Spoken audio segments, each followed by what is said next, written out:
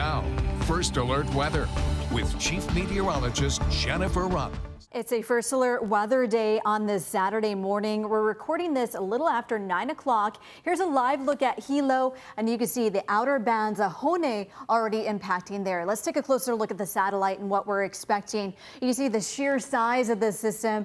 It became quite organized within the last 24 hours. And even though the center of the system is just going to be south of South Point, we'll likely be seeing that front right quadrant, the dangerous part of the system, impact the southernmost island of Hawaii. We're talking about Hawaii Island. There's the cone of uncertainty well south of the rest of us. Right now the wind's about 65. It will be upgraded to a hurricane as it passes to the south of us as well. See those outer bands, heavier showers are picking up, and this is going to be persistent rain impacting Hawaii Island today into tonight. And you see the closest pass about 45 miles to the south, and we will be seeing heavy pockets of rain throughout the morning and afternoon, and things really pick up as that front right quadrant impacts the far eastern end of the state. The one thing that all of the islands are noticing, not a whole lot of rain, but we're going to be seeing those winds ramp up today. In fact, for the rest of us, quite sunny conditions, but fairly dry. And that's why there is a red flag warning. It's been a big concern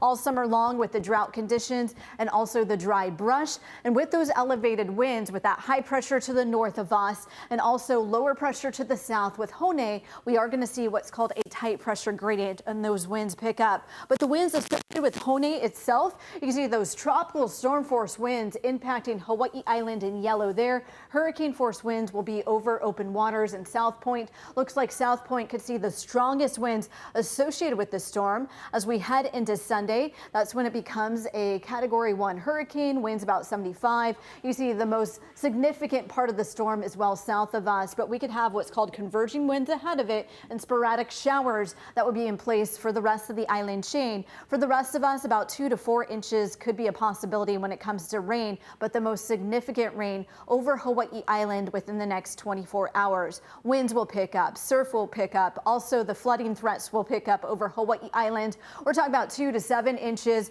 up to 10 inches. Models take it anywhere from 45 miles south of Hawaii Island. For the rest of us, as it makes that parallel track to the islands, it will be maybe about 80 to 100 miles south of Maui County, about 100 miles south of Oahu, and then by the time it gets near Kauai, about 200 miles to the south. So a lot of rain impacting the state over the far eastern end of the state, while the rest of us will see hit or miss showers. You can see easily 6 inches of rain in Hilo. As far as surf, here are the numbers behind the waves. We'll see big surf on east-facing shores, and things are really going to be on the rise for these First Alert weather days Saturday, Sunday, Monday. Keep it tuned here, your First Alert team. Even next week, the remnants of Gilma could bring us some rain.